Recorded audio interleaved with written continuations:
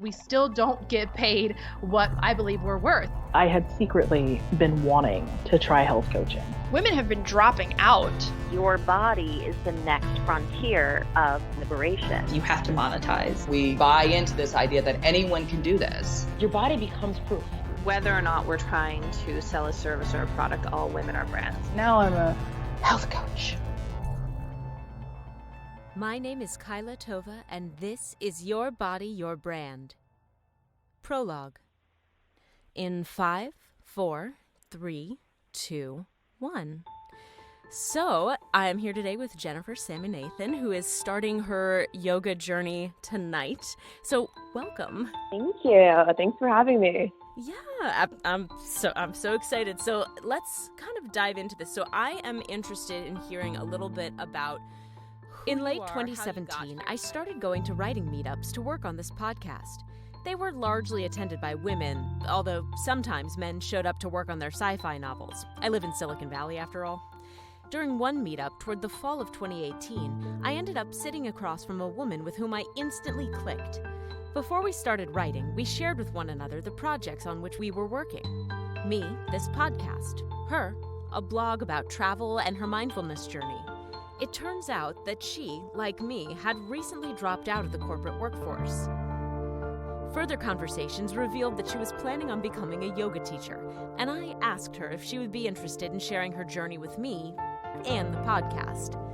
So we set a date, October 17th, 2018, the day that she would be starting her yoga teacher training. We both got up early in the morning so I could record before work, as I had just gotten a new job, even though she'd be up late that night training. And I got to know why Jennifer Saminathen decided to drop out.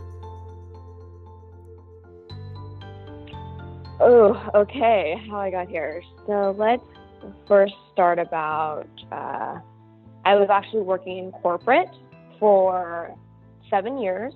So I started a corporate job right after college. Just grinding and hustling and working my way to climb the corporate ladder, basically. Doing what it took to get promoted, doing what it took to just continue getting things done in a professional manner. And it wasn't up until last year, my company had a huge layoff. So I wasn't laid off myself, but what happened was they were closing offices and relocating to Oakland. And for those that don't know, I live in Sunnyvale, and that, as you know, living in the Bay Area during commute times is terrible traffic, so that just wouldn't have worked with my schedule. I took that as just an opportunity to reevaluate what I was doing with my life, one, and whether or not I was truly happy. And I booked a ticket. I quit my job. I booked a ticket to Zimbabwe. I was living abroad for 2 months, volunteering for wildlife conservation, which completely altered my perception of life and my priorities and what I wanted to do. And during that time, I've just really been taking a long sabbatical. And I came back from Zimbabwe with a fresh perspective, not wanting to go back into tech. And there's nothing wrong with that, right? It gave me the foundation that I needed. It gave me the relationships I have today and the resources that I have, and that's fantastic. But I just knew deep down in my gut that that is not the next chapter for me, and I wanted to do something different. Hence why I met you at our Shut Up and Write, and I am pursuing very actively my writing career. And also, at the same time, doing yoga teacher training, which starts tonight. Okay, so I want to go back a little bit and talk about your corporate job. So what were you doing in corporate America? Great question. So my exact title was a worldwide compliance manager. I know that sounds really fancy. What that basically means is I was leading the global team that protected the company's intellectual property. So I was responsible for leading software audits. So we had to audit our customers to ensure they're using licenses within the terms of the agreement. But most importantly, it was a revenue generating role. So I was responsible for bringing in millions of dollars on an annual basis. On a good year, 6.8 million, I remember. That was a fantastic year. You know, on a bad year, $3 million, but that's still a lot of money. And just a very demanding role, I would say. You know, it took a lot out of me, emotionally, physically. You had to be on your A game all the time, which I'm sure a lot of people feel in their corporate tech roles, especially if you are a woman and you are working primarily with a lot of men. And we talked about this briefly, but there's just times when I felt I was walking a very tightrope. And what I mean by that is I had to be nice enough that I was likable so that I could get promoted, so that people would work with me. But I had to be assertive and aggressive enough so that I was taken seriously as a leader. And I had to play that role very finely every day. That would look like, you know, definitely putting in the effort to dress nicely, right? Making sure that, one, I was looking good. Like, I had to think about what I wore. I had to think about my hair. I had to make sure, but also not overdo it, right? I didn't want to come off across as if I was overselling my appearance. But I also didn't want to look like a slob, or because unfortunately the reality was that the appearance did matter and the looks did matter on some aspect. And I took that into consideration. And also filtering what I said. So I had to use certain words because I didn't want to offend people. So say, for example, and here's an example of a meeting that I was in, and it was with 4 other men on the call, including my manager. And it was really about an update on my team, what the department is doing, how much revenue we're bringing in, where do we see ourselves in the next couple months, just a typical forecasting meeting. But the difference was that now it was all eyes on me, meaning the company just needed this money, and I can feel it. So there was a lot of pressure, and they had a lot of questions, like, what's happening? What are the analytics behind this? How do you know you're going to bring in $2 million in the next couple of months? Like, questions like that. And I was being grilled. And it gets to the point where you're just sitting there and you're thinking, I know they're just asking me questions, but at the same time, I'm feeling a little attacked, if that makes sense. And I remember sitting there asking these questions, and I had this out-of-body experience. And I'll remember this. I had this out-of-body experience. And once the call was done, just because they're grilling me left and right, I hung up and I sat in the office that I was sitting in. I turned my chair to face the window because I was so ashamed, and I just started crying. And I remember just thinking, I'm tired. I'm exhausted. And all the tears came out, and you're not supposed to cry in the office, right? That's kind of something you're supposed to do in private. So I called my really good friend. She no longer worked at the company, but she was just my rock, my soldier. And I called her because she left, and I just needed to vent. And she was just there for me in a way that really helped elevate me and put things in perspective.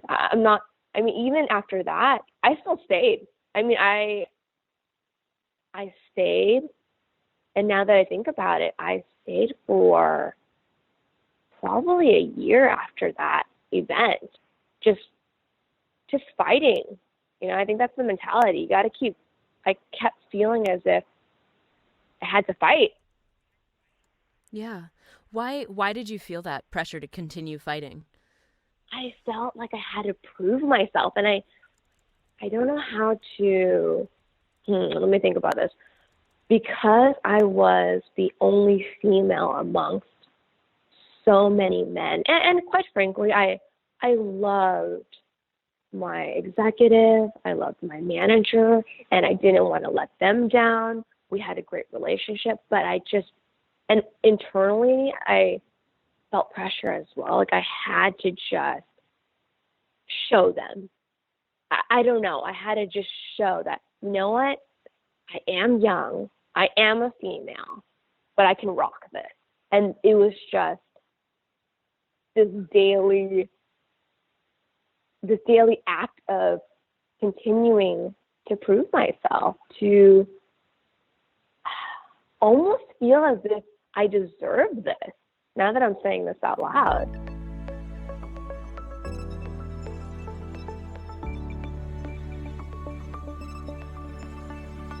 I feel like this is not your story is unique because it's you, but it's also not unique in that sense. You know what I mean? The specifics are unique to you, but the universal feeling of needing to prove yourself and needing to show them you can do this, right? Yeah. And I had a similar thing where mine was a little different. I was boxed out of my role, essentially. A bunch of men were hired in and started treating me like a direct report, and I just remember feeling like I have to stay to prove this or something. I have to be able to fix this. I have to. And then a year later, after fighting for a year, it was just like, okay, I'm going to rage quit. So I'm going to do this as quietly as I can, because otherwise I'm flipping a table and walking out, Wow. Wait, so you did flip the table and walk out, or you didn't flip the table? Oh, I wanted to. Yeah. Yeah. I left on good terms, but man, that was a rough roll. Yeah, I can imagine. The end of it. Exactly. Yeah. So before you started doing, worldwide compliance and revenue generation, what did you study? What did you want to, be when you grew up? Oh, yeah.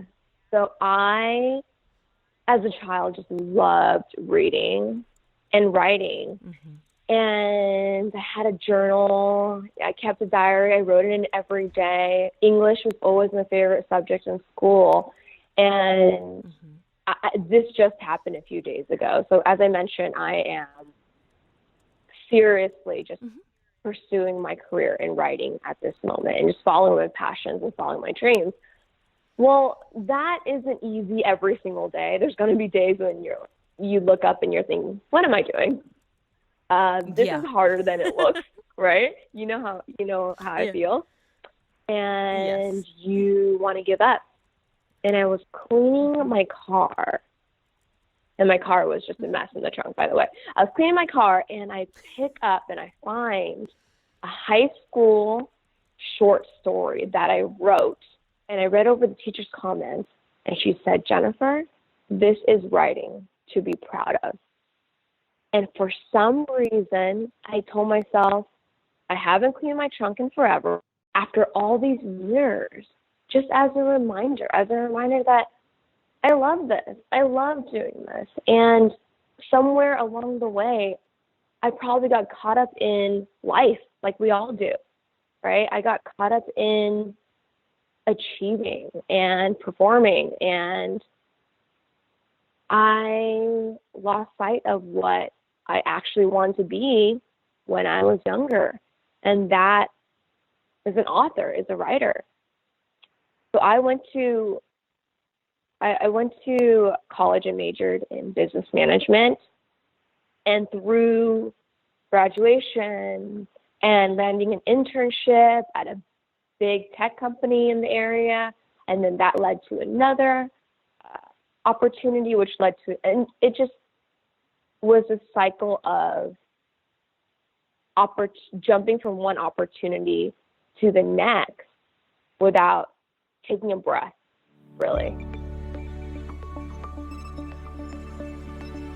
I'm really interested in kind of how you started turning towards, an independent, gig style lifestyle, if you will. Like, how did freelance become a part of the equation in a tangible way?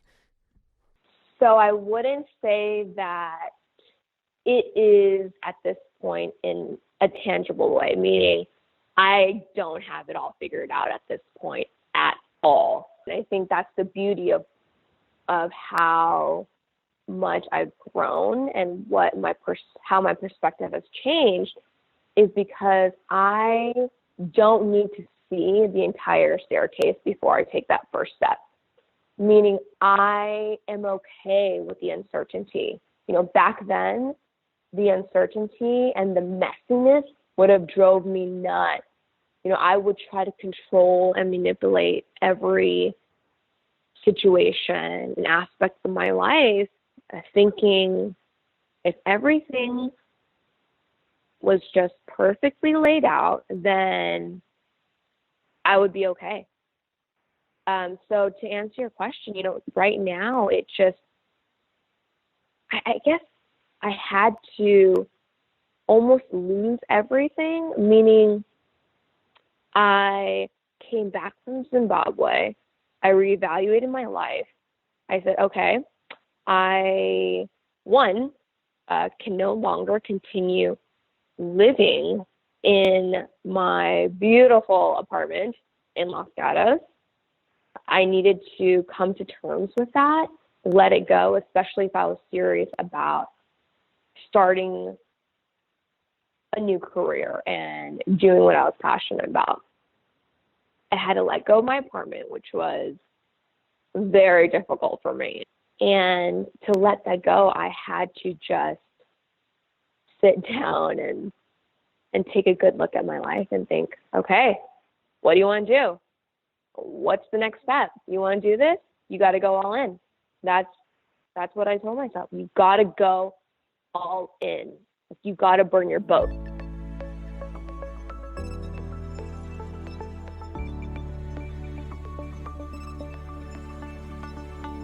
I was like, okay, this money that I'm now saving, where is it going? What am I going to do with it?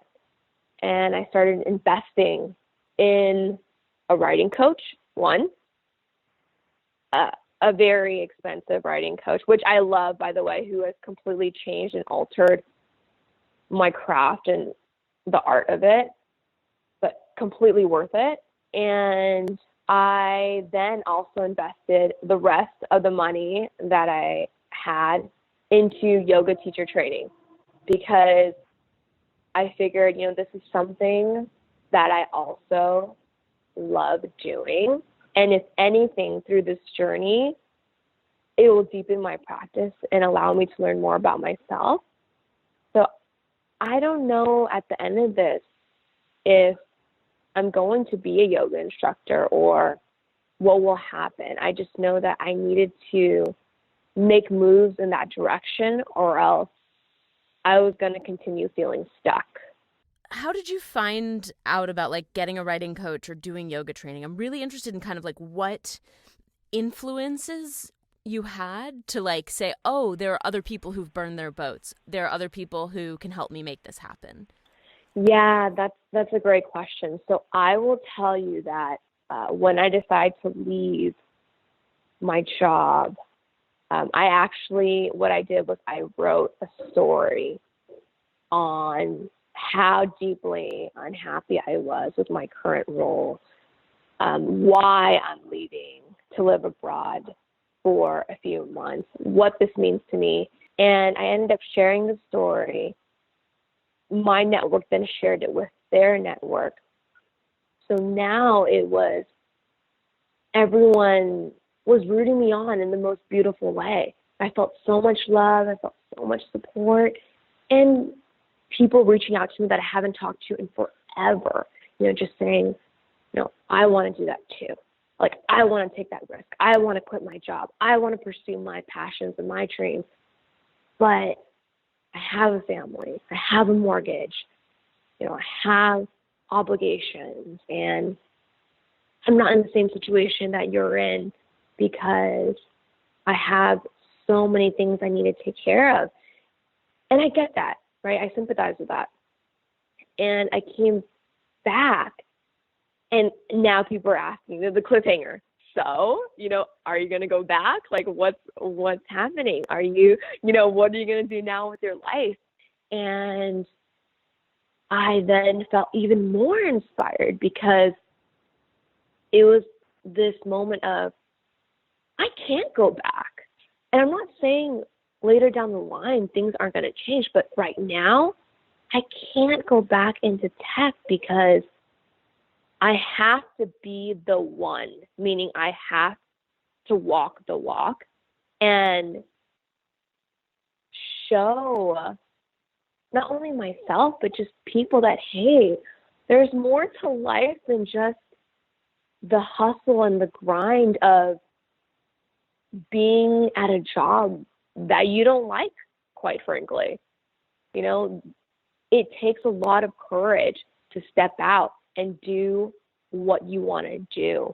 And it was through other people, through the support that I was given, through talking to so many people about my journey, that I recognized there's a lot of fear out there, myself included, because Kylie, there's moments when I was going to go back. There was moments when I got offers because I looked at my bank account and I said, Jennifer, you need to figure out financially what you're going to do. And I started reading up on writers that I loved and authors that I loved. So Elizabeth Gilbert, love her. And I just became obsessed, meaning I was obsessed about other writers and how their journey and how they got to where they are. So I read up on Elizabeth Gilbert, what she went through. And she also was waiting tables and working in restaurants, and then would come home at night and just start writing. She didn't care whether or not her writing would produce any money. And that wasn't the point. The point was she had to write for the creation, for the art of it. And that's how I feel. I feel that fire. I feel that spark where I'm going to do this, whether or not it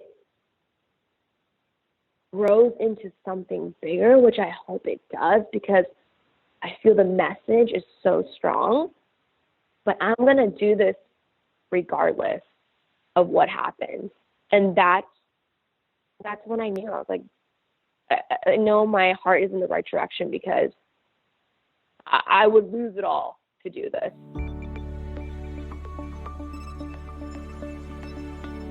I wish that I could tell you that I followed someone and did exactly what they did, but I didn't. I really just decided that this is what I was going to do. And that's the reason it was so messy.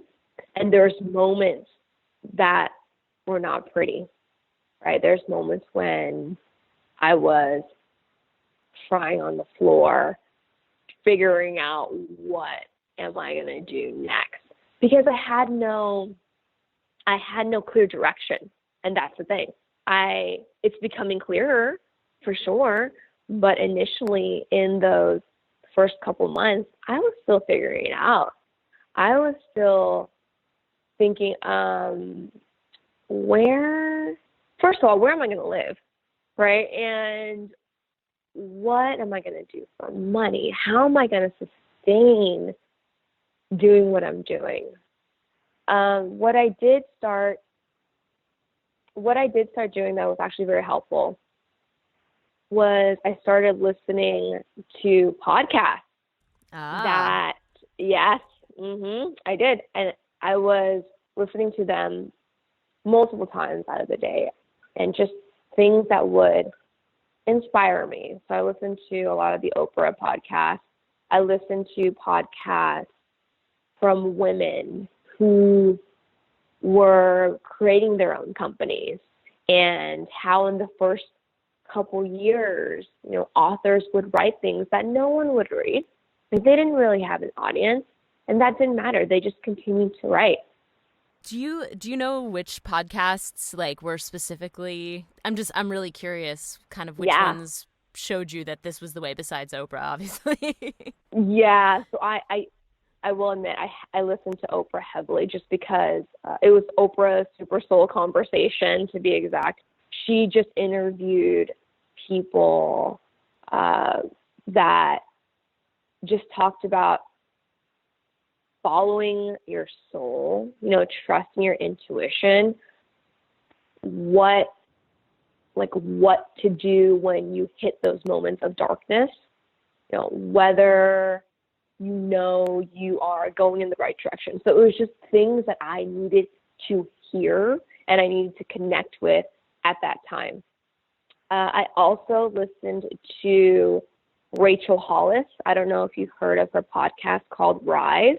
This was introduced to me by my cousin, and I haven't heard of her prior, but she is a woman, a phenomenal businesswoman who graduated from high school. She didn't go to college, and she built a multi-million-dollar business with the Google search bar. So she self-taught herself and built this company.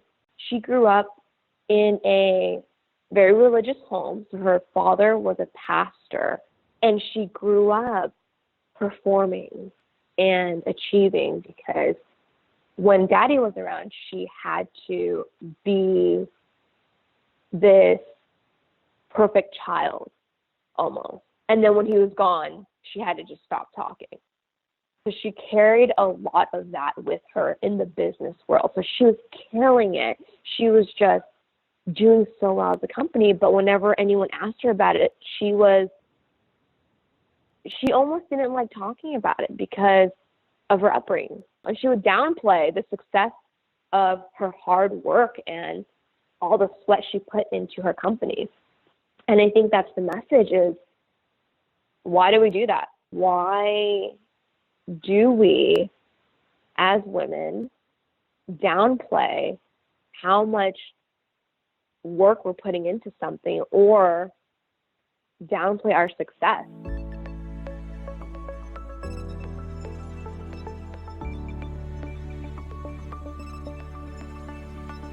So why yoga? What kind of made you say, all right, well, I'm going to be a writer. Obviously, this is a thing that I've cared about, obviously, since high school, right? You have it, you've got stories that you're literally carrying around with you. But so why yoga? Yeah, so I have always been, just like you, been conscious about my health and my fitness. And I was introduced to yoga while I was in my corporate tech years. And I just wanted to be fit. I was tired of going to the gym. I wanted another means to exercise. And yoga was just the new thing at the time. And I was like, great, there's a yoga studio near my apartment. I'll check it out. I went, and this is the thing with yoga is, at the time I didn't realize that, but now I do, is it's not just going into class and leaving, right? It's truly a mindset. And I had to learn in that class and through continuous practice. And the reason it's so difficult is you have to mentally shift. So what I learned through yoga was, I'm actually seeing the world much more beautifully. Meaning, and it could be as simple, Kyla, as just sitting on my couch and drinking my cup of tea, right? It's something that before I would have rushed through, or I would have just made the tea, put it in a cup, and then rushed off to work. Now it's like, you know what? Yoga's taught me to slow down and appreciate the world around me and be present. And that's the key, is like now I am much more aware, not just self-aware, but aware of others. And I'm happier. Like I can say without a doubt, I am the happiest I've ever been in my entire life at this moment. And it is just, I'm not going to say that's all because of yoga, but it definitely changed how I see things. Yeah, I started doing yoga in the middle of my last job, which was so toxic. And I just, in the middle of the day, I would just say, I block off my calendar, put a do not book, and I would just go to the gym and do yoga. And it was the only thing that kept me at that job for as long as I was able to stand it, just because I was able to at least go and have that time for myself, Yes. And did you feel different after class? Did you feel this sort of high? Oh yeah, absolutely. Yeah. Were there people that like yoga teachers that you saw, or like friends who had done the same thing? Like what made you say, okay, so this is giving me, the ability to practice is in itself very fulfilling. And I know you mentioned earlier that you may not even become a teacher at the end of this, who knows, right? So why yoga teacher training? Yeah, so I have a much more flexible schedule now, as you can imagine. So I can go to yoga classes twice a day, or go during obscure times, which no one else is in the class. So I can go at 10:30 a.m. and it'll be me and 4 other people in the room. And I was having a moment in the day where I was just getting lost. In my head, I didn't have a clear sense of what I wanted to do with my life. I felt like I need to have the answers. My family is calling me and just saying, what are you doing? What's going on? What's your next career change? I didn't have an answer. So my answer was just, I don't know. I don't know what I'm doing. So I went to class and just having one of those low days. And the class was a CT yoga class, and it was heated. And I remember walking out feeling, wow, I feel so much lighter. My head is clear. And I'm going to go talk to the instructor. So I don't really talk to the instructors. I know that sounds bad, but that just wasn't who I am. I didn't. I would just like, great, I got my class in, I'm going to go change, I'm going to go home. But something that day said, just go talk to this instructor. She was so sweet. And she came over, adjusted me, and we just had this moment. So I walk out of the locker room and I say, hey, one, thank you for class. Secondly, I don't know if I want to do this. I'm just letting you know, but how do you like being a yoga instructor? I asked her that. She looks at me. Her eyes now are just wide. And she says, Jennifer, are you thinking of being a yoga instructor? And I say, I don't know. I'm thinking about it, but I still don't know. And she says, I will tell you that yoga has changed my life. And it's completely, like I said earlier, it's altered her perception of just the world and how she wants to live.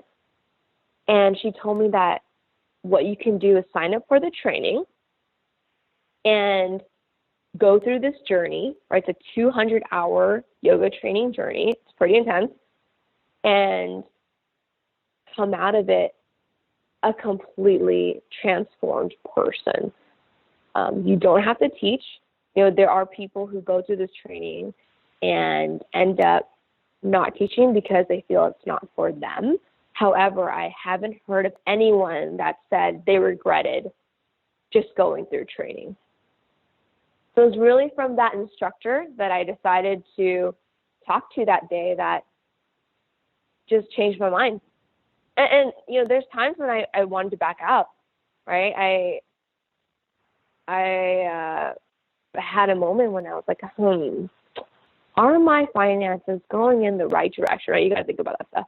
And I was thinking, like, is my investment going towards something that is going to be valuable to me in the future? So I called the instructor, I have her number at this point. And I was like, hey, I don't know if I want to do this anymore. I'm just going to be real. I really don't know if I'm going to do this. And I tell her about my fears. I was like, I just don't know if it's for me. Maybe I am just more of a student of yoga. Like, I love going in and just being a student and learning. And I don't know if I want to go through this process. And she talked me off the cliff. She said, okay, very supportive. She's a mom and she has that motherly spirit, which I love. And she's like, okay, so I feel very responsible for you, is what she said to me, because I signed you up. Yep, because I signed you up. And if you don't want to go through with this, up to you. But I know in my gut that this is something you need to do. I don't know how I know it, but I just feel it in my gut. And let's also take into the picture, okay, she may have a biased perspective, right? I had to be like, maybe, right, I had to be real about that too. But if you know her, and I've gotten to know her over these last couple months, she is just the sweetest person that, like, one of the sweetest people I've ever met, where I don't think that she would just come out and say, you need to be a yoga instructor. She's not that type of person. She's sweet, but she's also real, like a coach. You need a coach in your life, like not a cheerleader all the time. You need someone who's like, okay, I love you, but here's where you're messing up, and this is what you need to do. So yeah, like I said, I don't know what's going to happen at the end of this journey. I just know at this moment I need to commit and see this through and see where it takes me at the end. Well, I think that's a really great place to end. Just like a good writer, you know how to put a button on it. Yeah. That's awesome. That night, Jennifer started classes. She would be giving up 2 weeknights and the majority of her Saturdays for a couple of months to attend. I asked her to keep an audio journal of the experience so that we could debrief once the program was over. I hope you stay tuned to this podcast, because as we get deeper into the conversation about why women drop out of the workforce to become yoga teachers, you'll hear how Jennifer's story perfectly parallels the ways in which new media and the cultural narrative shaped her decision-making process. Join us as we dive into this conversation, and stay tuned for the conclusion, or maybe the beginning of Jennifer's story at the end of Season 1. Today's episode was written, recorded, edited, and produced by me, Kyla Tova. Dramaturgical feedback was provided by Kendall Lynch. Music for the intro was written and produced by Mackenzie Quattlebaum. To support this independent, ad-free podcast and to help us develop a Season 2, please consider becoming a patron. Patrons who pledge $5 a month or more will get exclusive audio, including cut audio and longer, previously unreleased interviews. Just visit patreon.com/bodybrandpod. For show notes and links to guests on today's episode, please visit bodybrandpod.com, and don't forget to subscribe to the podcast on Apple Podcasts or wherever you get your podcasts. Are you a health coach, yoga teacher, personal trainer, or wellness entrepreneur? Have you considered becoming one? I'd love to hear your story and potentially share it on a future podcast. Or do you have a question? Well, you can send me a text email, or better yet, record a voice memo and email it to yourbodyyourbrand@gmail.com. Or you can connect with me on Twitter @bodybrandpod. Thank you so much for listening, and we'll see you next time.